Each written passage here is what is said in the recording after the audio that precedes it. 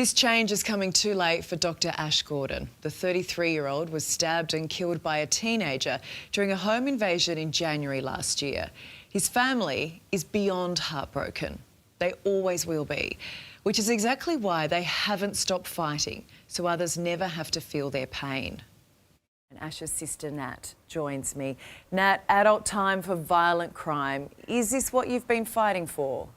Absolutely. One of many things. It's nice to hear the words said.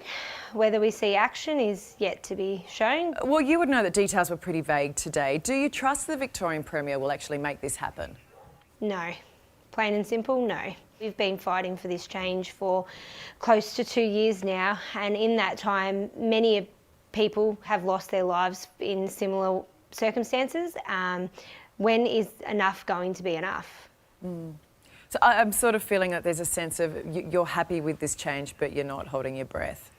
Yeah, you're right. I feel like it is definitely a step in the right direction, and hopefully it will be the turning point.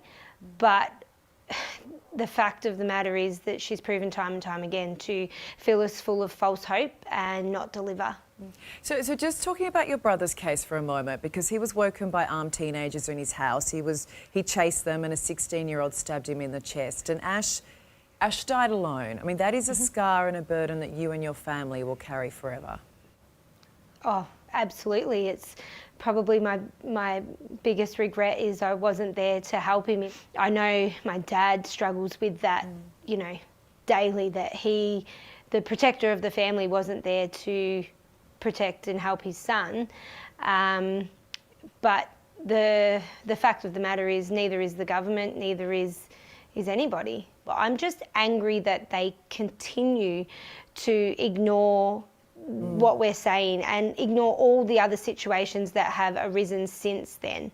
Was your family consulted about this reform? No, we've never once been consulted. We've asked, you know, I don't want to go in there and fight with Jacinta Allen or anybody. I would just like to simply sit down and have a real conversation that is filled with real emotions and real feelings on what we feel might possibly help. So, are you saying that you found out the same time the rest of us found out about this? I sure did. I found out while making my kids' school lunches this morning. I am so sorry. And that was only by chance. Wow. And what was that like? I mean, are you okay? I was angry. I thought, are you serious? Once again, you claim to speak to victims and listen to victims, but yet the victims will generally only find out via the media. How many times has the Premier met with you or your family? Never, not once. I mean, we just heard her say today that she has apologised directly to victims of crime for the trauma that they have been through. Yet you're telling me that was never extended to you or your family. That's a lie. That is a flat out lie. Maybe a couple that, you know, tick her boxes and make her look good, but never once has she reached out to myself or my family, and we've very publicly put ourselves out there asking to speak to her, but no. Let's talk about these reforms, because dealing with young offenders we know is never easy, and you've got critics saying that locking up kids for life or even a long time is cruel, that they often have their own traumatic stories. What do you say to that?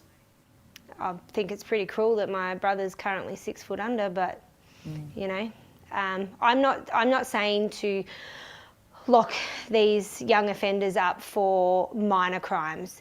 I am asking that we hand down real punishments for the lesser crimes so that they don't get to this point. But once they're at the point of breaking into people's houses, carrying a weapon that can and will take a life, they are far, far from being rehabilitated. They need a harsh, harsh penalty.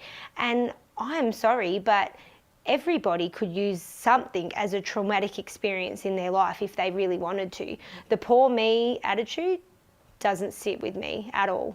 Hey Nat, I know that the government might not be listening to you, but can I guarantee that every person watching this right now is sitting at home, nodding and feeling exactly the way that you are, I reckon, right now. Because look, if you look at the Children's Court at the moment, and only a third of young people do any jail time for aggravated home invasion or carjacking. I mean, if they didn't get off so easily, perhaps it wouldn't escalate to murder as it did in Ash's case. Yeah, absolutely. I mean, if they were handed a serious enough punishment that made them go, oh God, I don't want to endure that again, maybe they would think twice. I know that your brother's killer should be sentenced in the next couple of weeks. What are you preparing yourselves for? We're preparing to be lucky to see him serve 10 years. Regardless of his age, he still took a young person's life who had so much to live for and so much to give. He should serve a life sentence, but the reality of it is probably not. So we've very much prepared ourselves. Hey, I know it is exhausting fighting so hard all the time, but thank goodness you are. Never stop speaking out, Nat, and thank you, but just make sure you look after yourself, right?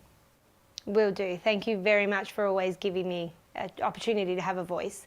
You know, if we don't keep fighting, nothing will ever change. Yeah. Good on you. Thanks, Nat. Thanks. I don't know how she does it. She is a good person.